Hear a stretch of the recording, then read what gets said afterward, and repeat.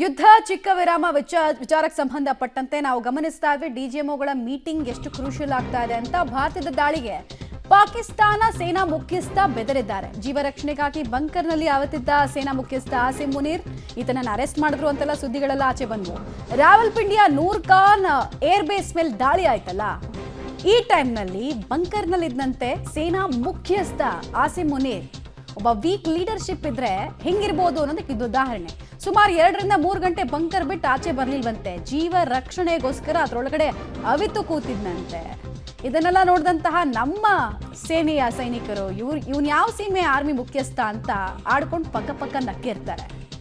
ಸೇನಾ ಮುಖ್ಯಸ್ಥ, ಪಾಕ್ ಸೇನಾ ಮುಖ್ಯಸ್ಥನ ಕತೆ ಇದು. ಆಮೇಲೆ ಕಾಶ್ಮೀರ ನಮ್ಮ ಕಂಠನಾಳ, ನಾವು ಕಿತ್ಕೊಳ್ತೀವಿ, ಹಂಗೆ ಹಿಂಗೆ ಅಂತ ಭಾಷಣ ಮಾಡೋದಕ್ಕೆ ಸರಿ ಅಷ್ಟೇ.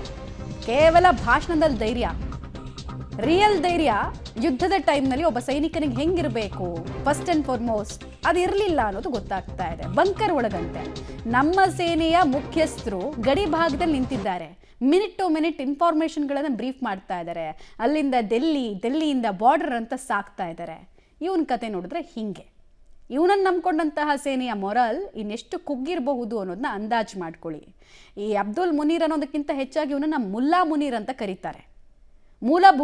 ಮೂಲಭೂತವಾದಿ ಅಷ್ಟೇ ಅವನು ಸೀಮಿತ, ಬಿಟ್ರೆ ಆರ್ಮಿ ಆಪರೇಷನ್ಸ್ ಬಗ್ಗೆ ಆತ ಅನ್ಫಿಟ್ ಅಂತ ಹೇಳಲಾಗುತ್ತೆ. ಡೀಟೇಲ್ಸ್ ಕೊಡ್ತಾರೆ ಪವಿತ್ರ. ಒಂದು ಸೇನೆಯ ಮೊರಲ್ ಹೆಚ್ಚಬೇಕಂದ್ರೆ ಅವ್ರ ಲೀಡರ್ ಫ್ರಂಟ್ ಲೈನಲ್ಲಿ ಇರಬೇಕು. ಇಲ್ಲಿ ಪಾಕಿಸ್ತಾನದ ಸೇನೆಯ ಮೊರಲ್ ಇನ್ನಿಂಗ್ ಹೆಚ್ಚಾಗುತ್ತೆ ಅವ್ರ ಮುಖ್ಯಸ್ಥಾನೇ ಬಂಕರ್ ಒಳಗಡೆ ಅವತ್ಕೊಂಡ್ರೆ ಅಂತ. ಆಮೇಲೆ ಈತನ ಕಾರಣಕ್ಕೆ ಪಾಕಿಸ್ತಾನ ಇವತ್ತು ಸಫರ್ ಮಾಡ್ತಿದೆ ಅಂತ.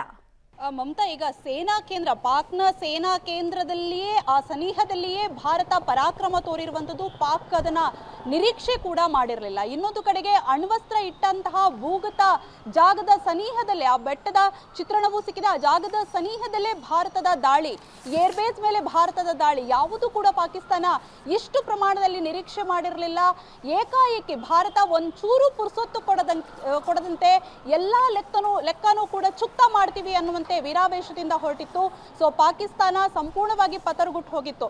ಯಾವ ರೀತಿ ಅಂದ್ರೆ, ರಾವಲ್ಪಿಂಡಿಯ ಮೇಲೆ ಭಾರತ ಸೇನೆ ಪರಾಕ್ರಮವನ್ನ ಮೆರೆದಂತಹ ಸಂದರ್ಭದಲ್ಲಿ ಅಲ್ಲಿನ ಸೇನಾ ಮುಖ್ಯಸ್ಥ ಎಲ್ಲಿ ಹೋಗಿದ್ರು ಅನ್ನುವಂತಹ ಪ್ರಶ್ನೆಯನ್ನ ಕೇಳ್ತಾ ಇದ್ರೆ, ಆತ ಬಂಕರ್ನ ಒಳಗಡೆ ಅಡಗಿಕೊಂಡಿದ್ದ ಅನ್ನುವಂತಹ ಮಾಹಿತಿ ಬರ್ತಾ ಇದೆ. ಅಂದ್ರೆ ಬಿಲದೊಳಗಡೆ ಸೇರ್ಕೊಂಡು ಬಿಟ್ಟಿದ್ದ.